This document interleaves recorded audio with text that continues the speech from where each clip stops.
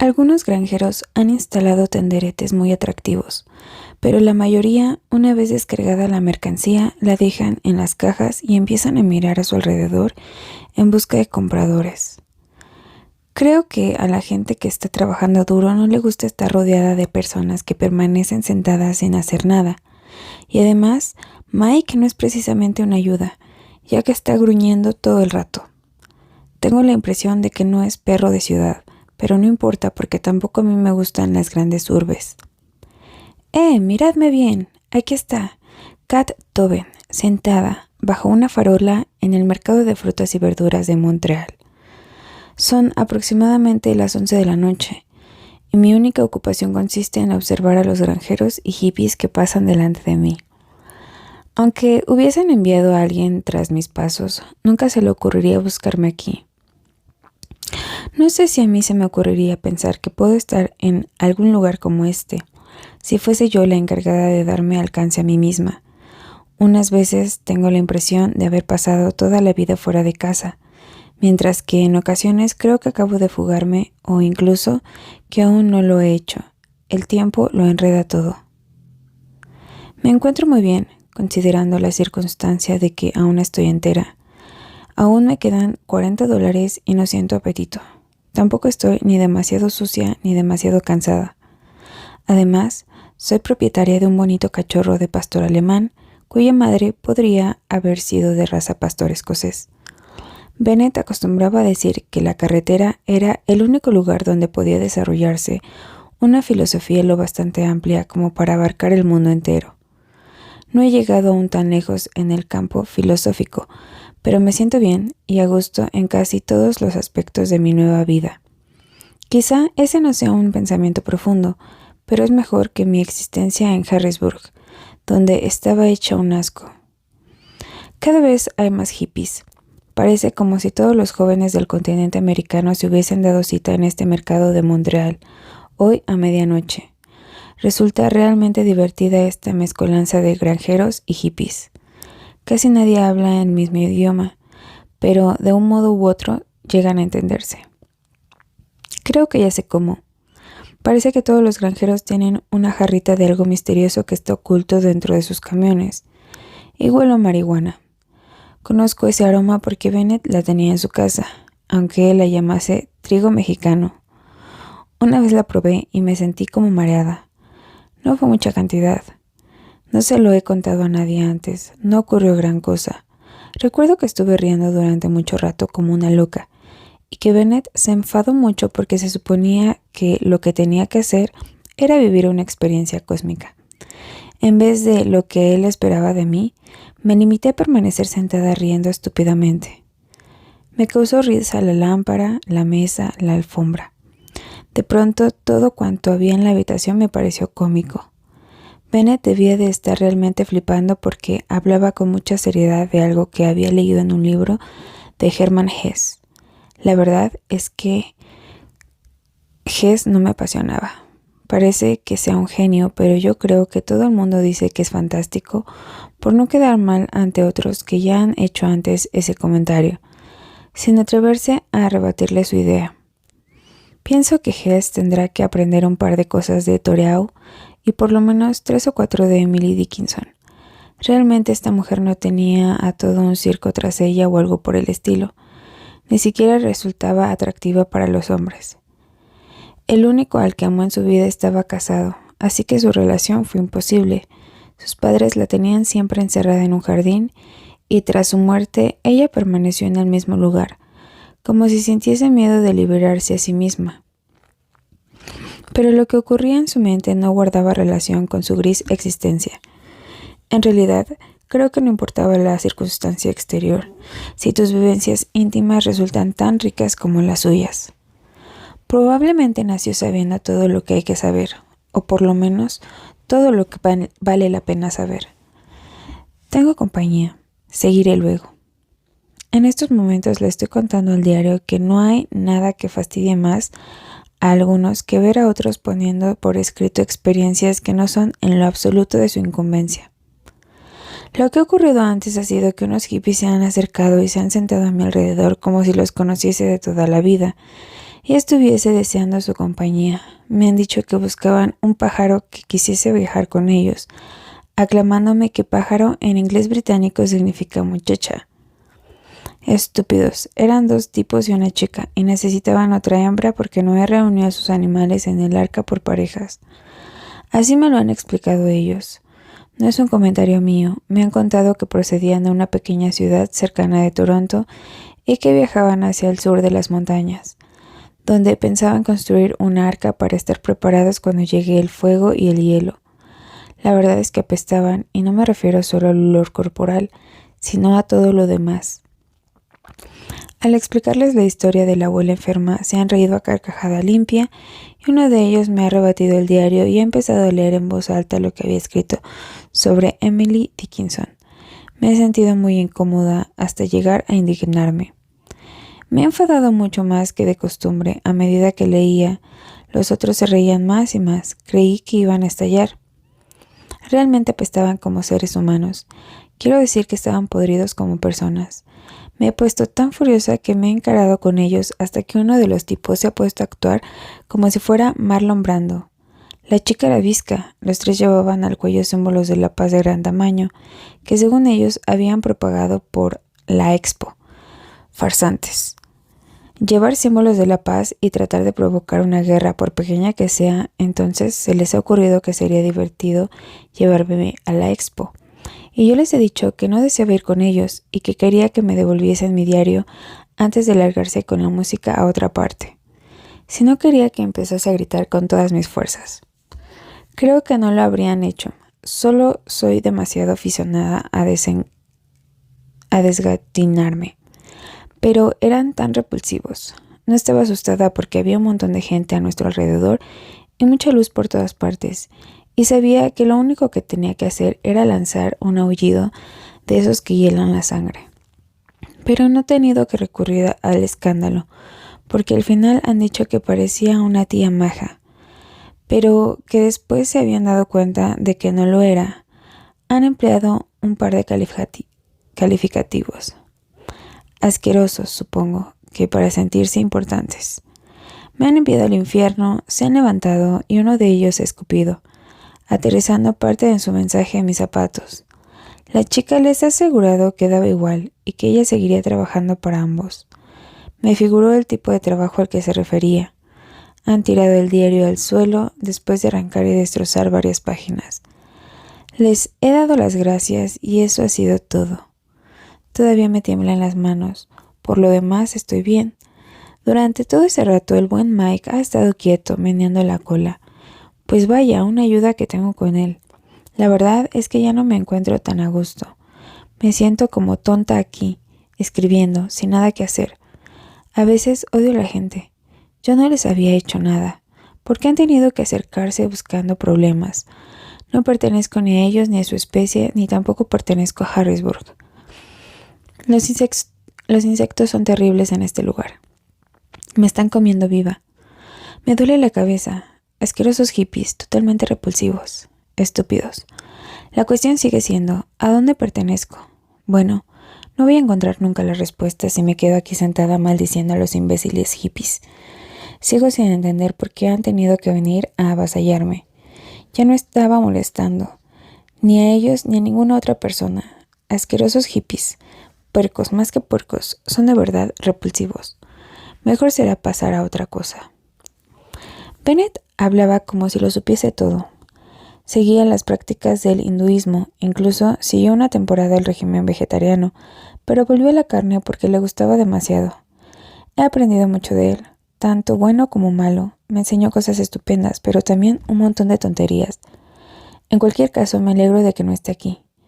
A veces se comportaba de modo agresivo, como si estuviese en el ejército y tuviese que explicarles a los demás que no eran tan sabios como él, qué iba a pasar y cómo convenía actuar. Es una de esas personas que hablan del pacifismo golpeando la mesa con el puño cerrado. A veces ni siquiera sabía qué estaba haciendo. Esto es algo que me irrita y que he observado en casi todos mis conocidos, como si el mundo entero hablase de una idea y actuase al mismo tiempo de forma contradictoria. Cuando llegue al lugar a donde me dirijo, Crearé una nueva regla. Escribir totalmente de acuerdo con mi pensamiento. Será mi regla.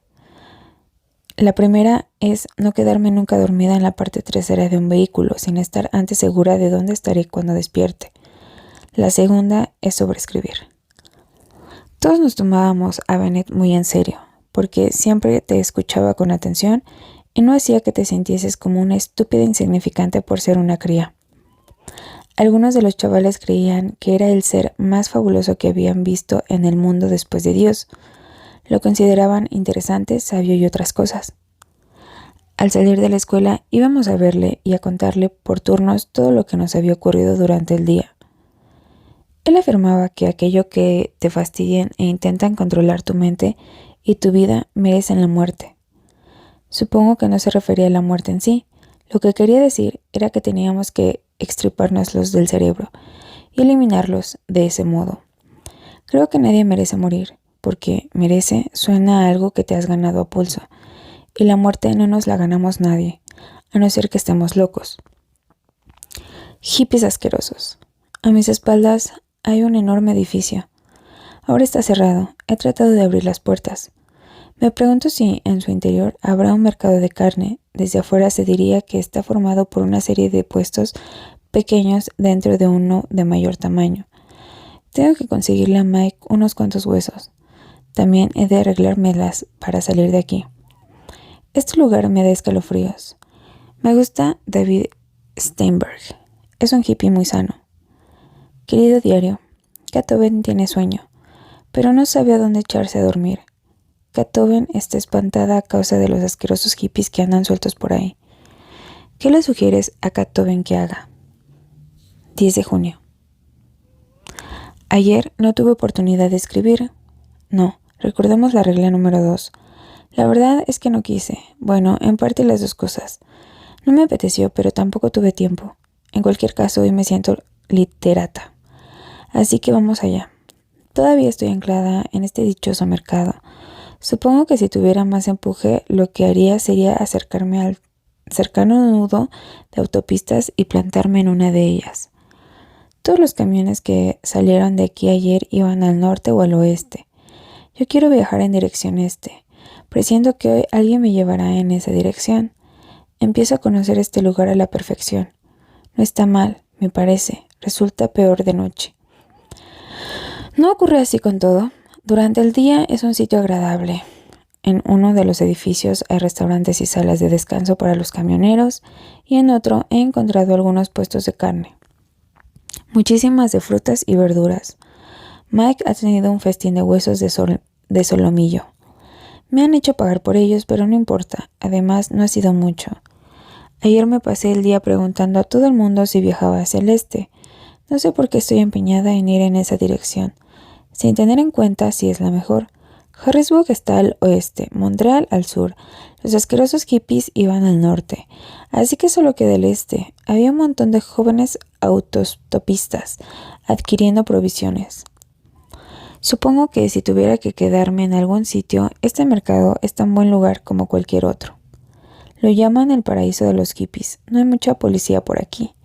Además, los pocos agentes que me rodean por aquí están demasiado ocupados comprando y no incordian a nadie. Tengo aspecto de una hippie auténtica porque estoy sola. Casi no hay nadie más que viaje sin compañía. ¿Existe alguna otra posibilidad?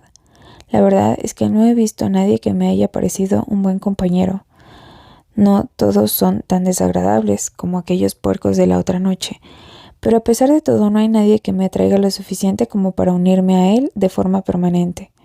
En realidad cada persona tiene su vida privada, pues aunque crea que va junto a otra, todos siguen estando solos aunque lo ignoran.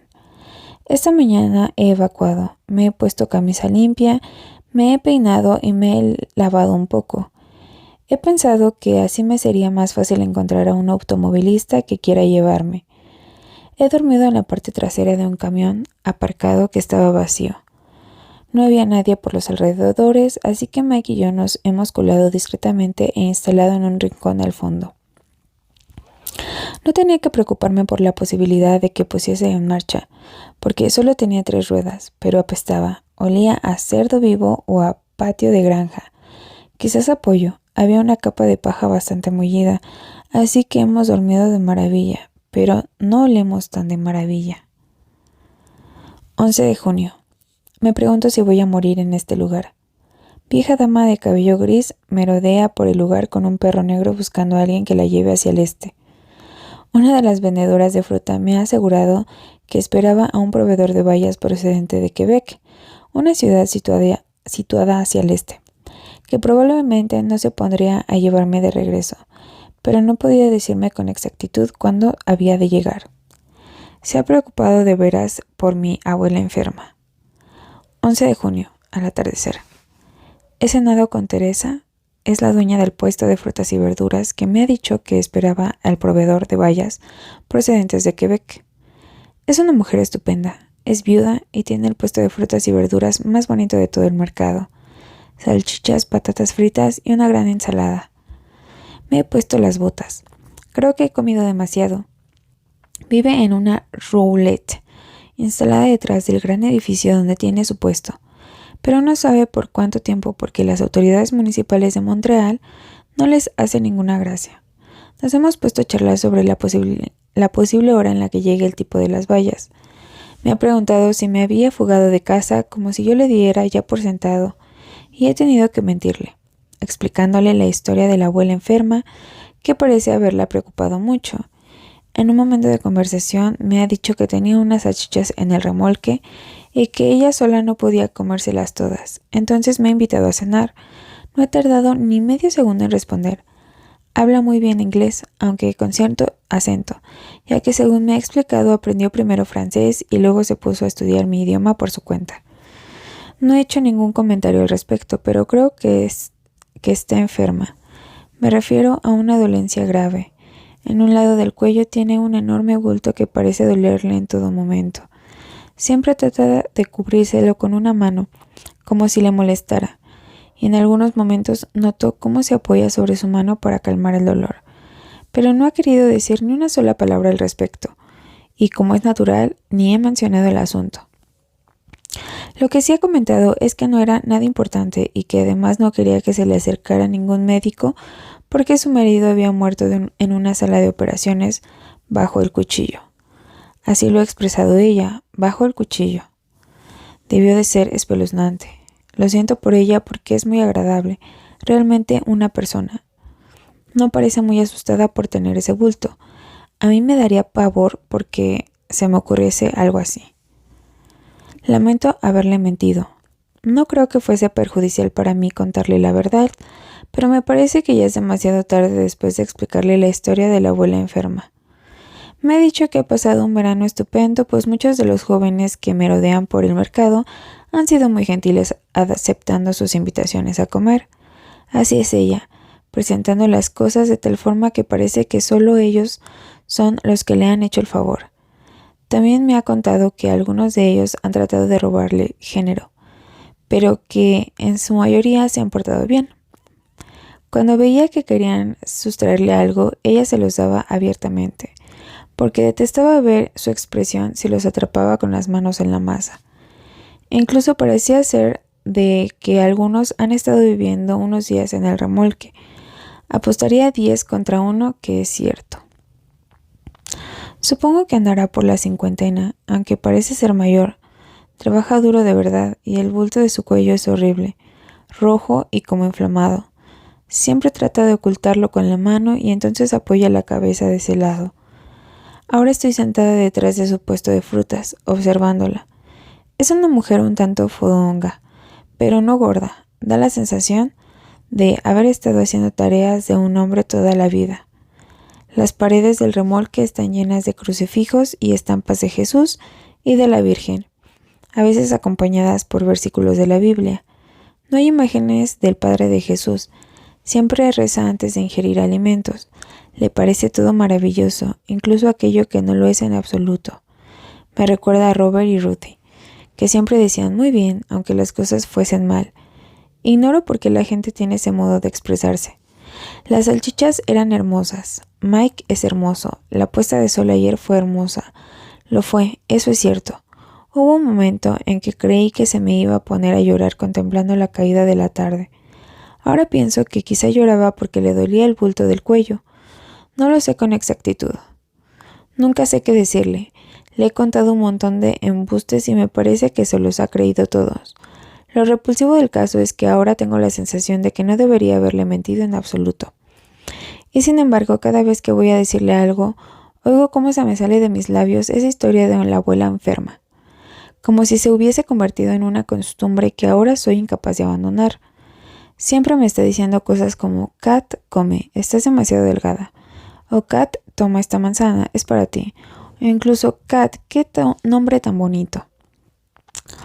Ayer por la noche me contó de su marido y que ella tenían un gato cuando llegaron aquí por primera vez procedentes de Quebec, pero que cuando él se puso enfermo el gato se escapó.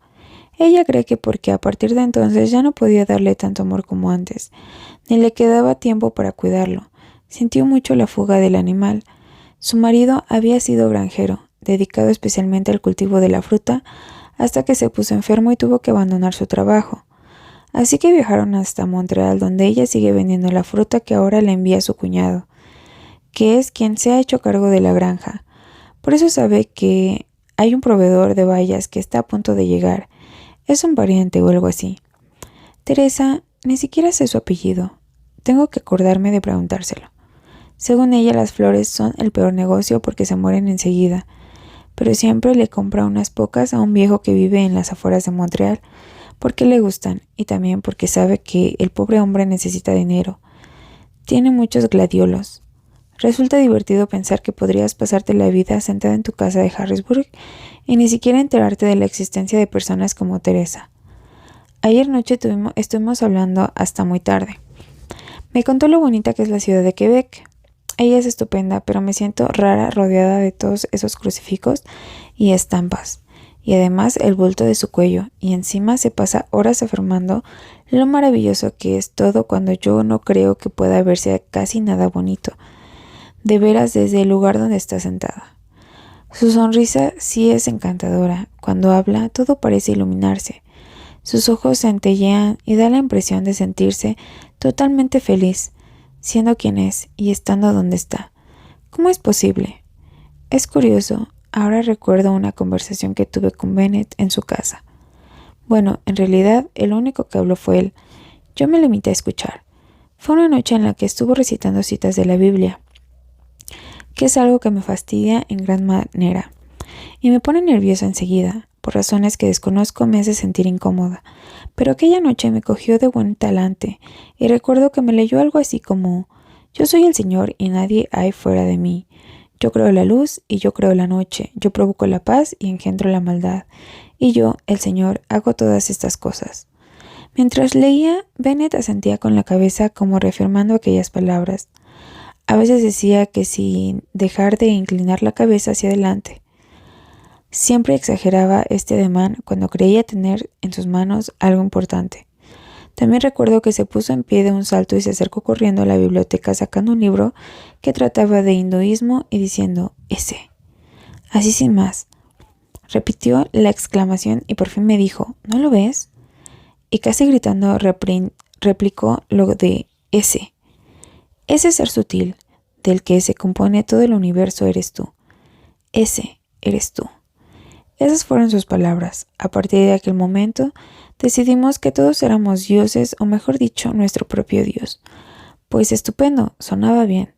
Acabé asintiendo con la cabeza, casi con tanto énfasis como él, porque entonces entendí lo que quería decir. Yo soy Dios, suena increíble, pero no puedo explicar el fenómeno de Teresa a Bennett, o a la Biblia, ni al libro hinduista. Ella no es un propio Dios, porque de serlo seguro se arrancaría el bulto del cuello y lo haría regresar a su marido, o aquel gato que tanto quería. Quiero decir que aquello solo funcionaba en casa de Bennett. Encerrados en una habitación podíamos permitirnos creer que todos los dioses eran capaces de crear la luz y la oscuridad y no sé cuántas cosas más, pero no nos referíamos a problemas reales, como no fueron los que Bennett siempre sacaba a relucir para demostrar que tenía razón. Pero no funciona con los problemas reales de la vida. Desde luego esas teorías no ayudarían mucho a Teresa. Me siento agotada y como podrida. Sí, podrida. Espero que el hombre de las vallas, ese tal Davión o como se llame, llegue mañana. Me da igual que sea él u otro cualquiera, pero quiero largarme de aquí como sea. Hablan tan deprisa que casi no entiendo lo que dicen. A veces incluso se me escapan las frases de Teresa. Todo va mal, todo está podrido. En estos momentos está en su puesto trabajando como toda una loca, cuando probablemente lo que tendría que hacer sería meterse en la cama. Le he ofrecido mi ayuda, madre mía, hasta me he puesto pesada de tanto insistir, pero siempre responde que no, que lo que he de hacer es sentarme en la mesa de juego y hacer lo que más me apetezca, o bien escribir a mi abuela enferma anunciándole mi visita. Dios, qué podrida estoy. Estoy empezando a desear que la abuela enferma estire la pata de una vez por todas. Teresa tiene mucha clientela, lo cual no ha dejado de sorprenderme. La mayor parte son propietarios de los restaurantes, los cuales se llevan cajas y cestas enteras, que ella misma transporta hasta los respectivos vehículos. Oh, eso sí, le hacen bromas. Se pasa un buen rato con ella tomándose una o dos muestras de cada variedad y observándola mientras ella transporta esos pesos en hombres.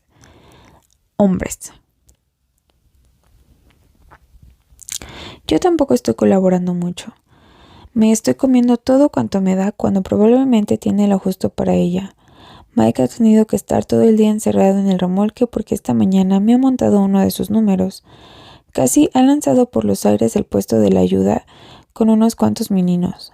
Hay bastantes gatos en este lugar y Mike siempre quiere ver alguno y se siente obligado a correr tras él, como si de lo contrario lo fueran a expulsar solemnemente de la Unión Perrera.